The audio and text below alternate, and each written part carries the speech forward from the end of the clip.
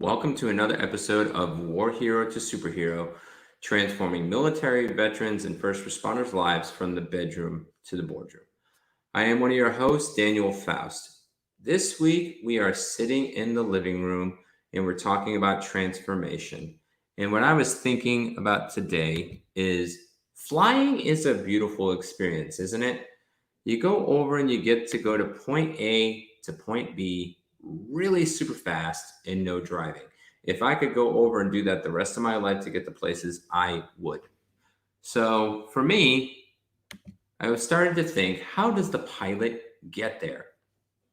Well, my prior maintenance experience, which was very brief, he or she, whoever is flying the plane, uses a waypoint stations. And what waypoint stations go over and allow to do is they allow the pilot, either military or civilian, to vector check themselves to ensure they're staying on course to their destination. Because when we're flying, we're getting out of the Earth's rotation. And if you try to fly a straight path, and you don't go with the waypoints and the curvature of the earth, you're going to land somewhere else and you're not going to stay on course.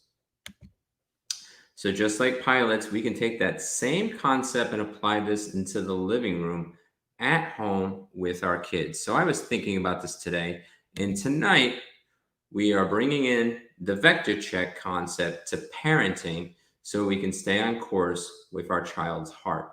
Because now, with talking about virtual schooling, our child's heart and mind and soul and body is going to be with us for a long time, projectively speaking. Yes, the schools could go over and scramble and instantly go to regular, but the thing is that we are now going over and captivating and over and have this opportunity to influence our child's hearts. So we need to go do vector checks. And even if our kids do go back to school, this is a concept that I think we need to go over and follow. So I do this often for house and logistical operations, and I do this with my wife, but I never thought about applying it until today with my kids. So as I'm working through this, hopefully you can share some information if you see a way to go over and bring this to a more refined table. So our parenting can bring good results or bad results based on our actions and misactions. So I'm going to share a couple of mine. A good action that I go do on a regular basis, and I had to learn this as an adult, I didn't learn this as a teen or a child, is discipline. To stay the course, to go over and to do something, even though it's difficult. For me, sometimes I can go over and look at the numbers or look at the problems or someone going over confronting me or having a challenge, and I could say I can initially go over and give up. But the good action of going over and being disciplined to keep it going is a good action that my kids can go over and glean off to go over and say, hey, if dad is disciplined going over and getting things done, even though he doesn't want to, or if you're a mom, same thing, then that's a good action to go over and carry. And that's where kids can go over and glean. But one of the bad actions that I did for a long time, and I have to watch myself on this, and I have to vector check myself as I'm doing this now with my kids, is ranting. For me, I naturally speak my mouth. I naturally go over and speak my emotions and my feelings, and whatever I feel viscerally in here, I tend to just bring it all out. And that's not a good thing. Now, if you're doing a comedy show, you're doing a roast, that's a good thing. But if you're doing that on a regular basis, ranting, complaining, and moaning about things, guess what? Values are caught and they're usually not taught as much. And the thing is that I'm still having to work through the ramifications of me doing that for several years within my family. Now I see the bad actions that I did carrying into a generation and can carry into the next generation, because if it's not checked and vector checked and course corrected, that could go and carry into another marriage, and that almost destroyed my marriage. So for me specifically, thanks for the heart, by the way, is that that's a bad action that I went over and carried. And why do I want to have that carry as dividends? Why do you want to go over and take any of your bad actions and to carry it into the next generation? Because we as military, we love, and veterans and first responders, we love mission, we love legacy, we love things to go over and last. And why do we want the bad actions to go over and last? We want to fix the bad, go over and do the good. We want to go over and to we break people's toys and then we go bust them up to go over and get them to go back to good. That's what the military and the first responders go over and do. We get rid of the bad and we reset it with good. So why are we going to do that in our home? So how do we go over and stay on the course? How do I go stay on the course? I thought of 10 questions as I was scootering home. It was raining, so that's why I'm tardy today. So if you guys are like, you didn't start at 6. Well, good discipline is to start at 6. Greater discipline is if it's raining and you're riding an electric scooter on base, you want to get home safely. So that's why in the comments on the end, I put that on there. So I thought of these 10 questions as I was going throughout the day and coming home, asking myself, and you feel free to take these on yourself or go over and add to the list. But here's some things to go keep vector check and on course with your child's heart and your child's mind and your child's soul, depending on what viewpoint that you have. First one, is mommy or daddy showing you the love you desire? This is you asking the question of your kids, because we might think that we're showing the right love to our child, but what we naturally go over and do is whatever our love language is, whatever our beliefs are, whatever our behaviors, whatever it is, we show it our way. A perfect example for me is I'm not a hugger. And as you'll hear my TED story as it goes forward, I went through my parents' divorce, my brother's death, and I was sexually molested for a set amount of years. So for me, I'm not a physical touch person. I want to connect with you mentally, emotionally, and spiritually and socially. It doesn't matter if you're my wife, my child, or a friend. But the thing is I'm not a physical touch person. But I need to go ask the question, and maybe you need to ask the question, is mommy or daddy showing you the love you desire? All my kids are physical touch. I'm not. But the thing is that if that's their love tank and that's how they grow and that's how they can do bonding and relationships, maybe I need to go over and pivot and vector check and go over and course correct to go over and to change that. The next one is, how can I be a better daddy or mommy? Now, if they go over and say, hey, buy me tons of stuff, yeah, it's a little chaotic. But the thing is that they are usually honest barometers, especially the younger they are. They're more authentic and more real. Usually about 12 to 13 when the teen years come on and performance and everything else, we all start to put on the mask to go perform the dance. So if you definitely can start asking these questions as a normative as they're younger, you're going to get a more authentic response in there. So how can I be a better mommy and daddy? And sit there and listen as you're asking these questions. Don't correct. Don't go minimize anything else. Let's go check the comments real quick. Thank you, Daniel. Hey, Mamie, thanks for joining. All right. Going from there, next question is, when is your favorite thing or time to do with mommy or daddy? This is going to give you some insight on how to go over and show them love. If they're going over and say, hey, when we're going over and snuggling, they're looking for physical touch. If they're saying, when I did this favorite thing, then it's probably quality time. If it's going over and saying, hey, when you went over and did this for me, maybe it's acts of service. And you can then go over and re-embrace and recreate those things. And maybe it has you vector check and then course correct to maybe put more time or less time in some things that you're already going over and doing compared to what you're doing now. Number 4, this one's going to be a little weird, but how can I serve you in this season? We especially are going into a virtual world, and these kids are going into stressors that we never did as kids. We were 80s and 90s kids, latchkeys and video games and things of that nature. And we sat into the TV hours and hours on end. Now, they do the same thing with streaming.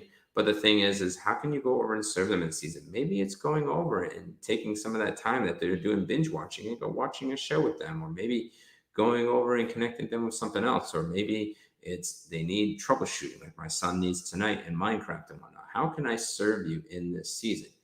There's going to be some things that you might see that you need to bring in, but there's other things that if they're going over and asking, then let's see what we can go over and do as parents to make that vector check and course correct to go over and to serve them in that season.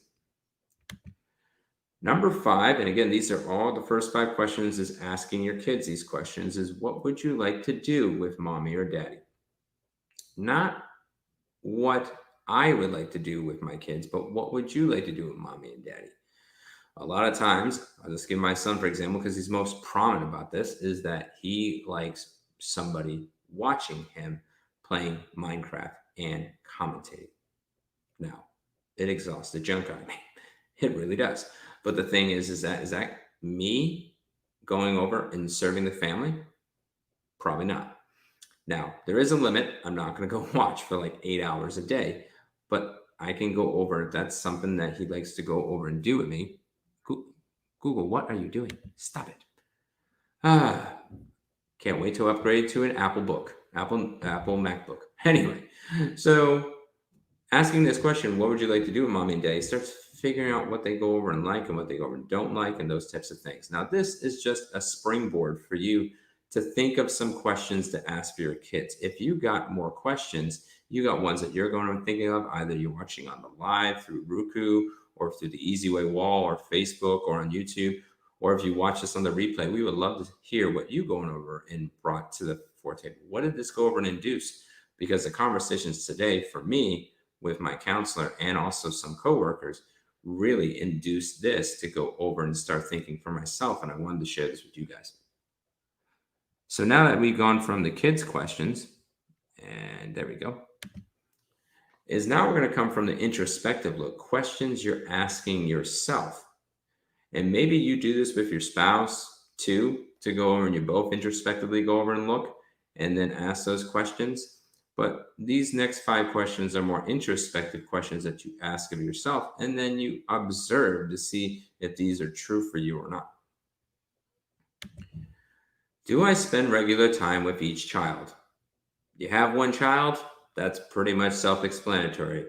If you have multiple children like we do, 1, 2, 3, and 4 or more, do you spend regular time with each child? Because, we can get caught up in a lot of things, but the thing is right now with COVID, we don't have much to get caught up with.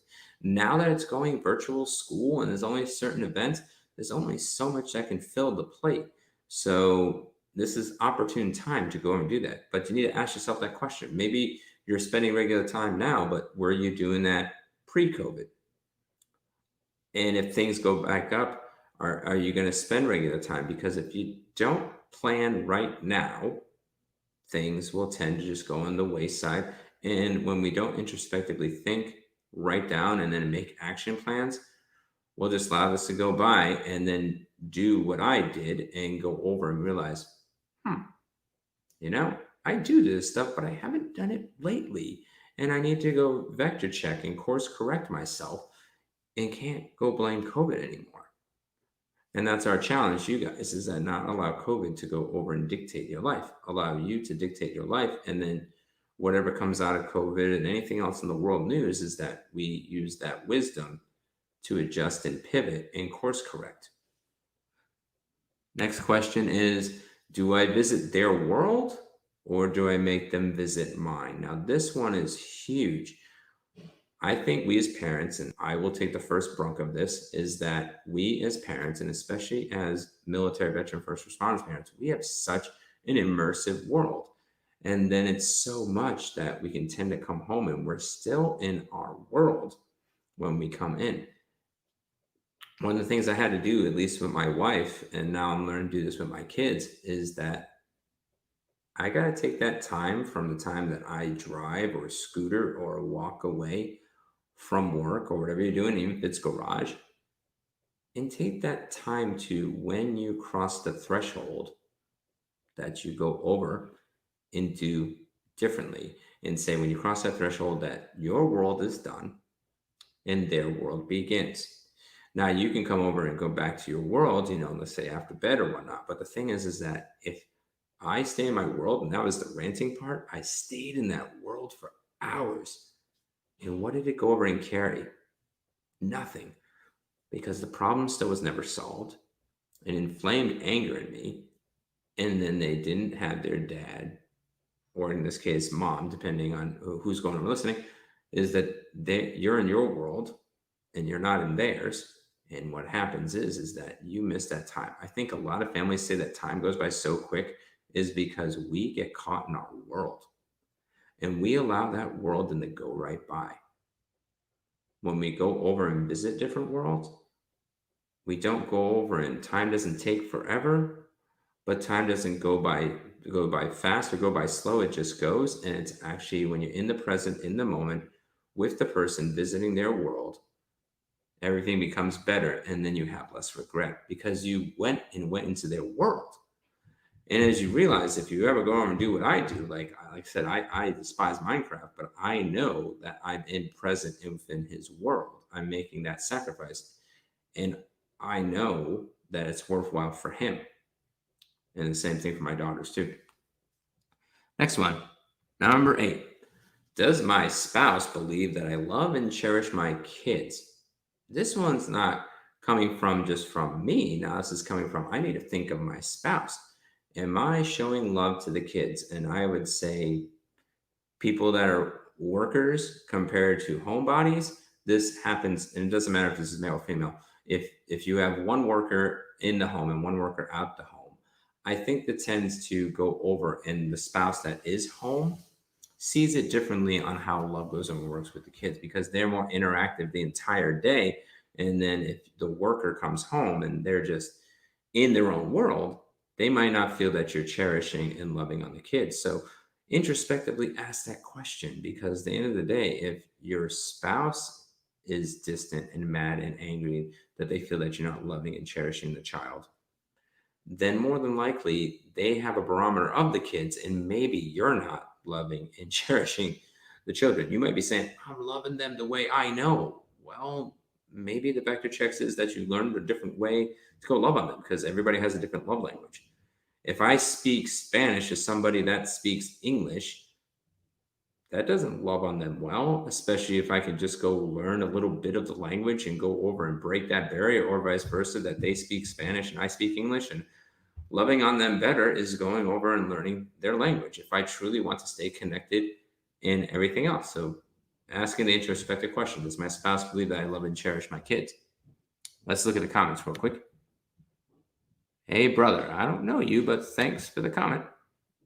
Yep. All right, let's go back. Boop. Question number 9. Would you want your parents to love you how you love your children? And why do I go over and say that? Is, would you want your parents to love you how you love your kids? Because as adults, our parents loved us a certain way. And the thing is that you might be repeating the same cycle, or you adjusted drastically to change the cycle, and that might not show love to the kids. So I'm going to give myself as a perfect example in this regard. So my dad went over and loved me a certain way. I won't get into vivid details, but he loved me a certain way, and he had his language.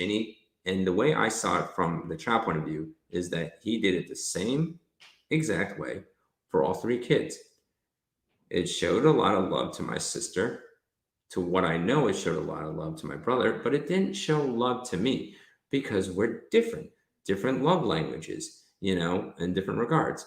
So I can go over and say, well, he didn't do this for me. I'm going to now do this love for my kids that are all that same and do the same way. We tend to do that. It's like, hey, if I hear I love you at a conversation and doesn't show me love, then maybe I'll just go hug everybody, or maybe I'll just go buy them affection, or do whatever it is.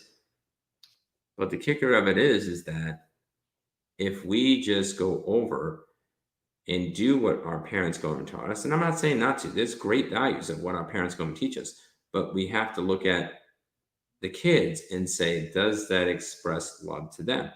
Because for me, again, I'm not a physical touch person. But does that mean just because that kind of only happened in my home as a sign of leaving and a sign of affection when leaving or going or bedtime, that I just go only do it at those times? You have to evaluate. Maybe it's a yes. Maybe it's a no. You have to really go over and think through that process. Is that, how did your parents go and show love to you? And is it worthwhile to then take that truth or lie, depending on what you find as a resolution, to then go do that with our kids? Values are caught rather than taught. So what values are you wanting to go instill with your kids on showing love? So that's where that comes from. I know it's a complicated question, so this one might be the hardest one to wrestle with. And lastly, is your expression of love to your kids comfortable for you? Usually, if your expression of love to your kids is comfortable with you, it's easy, it's everything goes over and goes fine. I need to ask a bigger question. Has it been working? We have some kids that we go over and have, like, let's say my daughter Hope, and compared to my son William, I connect better with Hope certain days, better than William. Trinity, I usually connect with the best. And then I go over on Faith. It's kind of hit or miss. So I'm comfortable with Trinity. But does that mean, do I continue to go over and do that?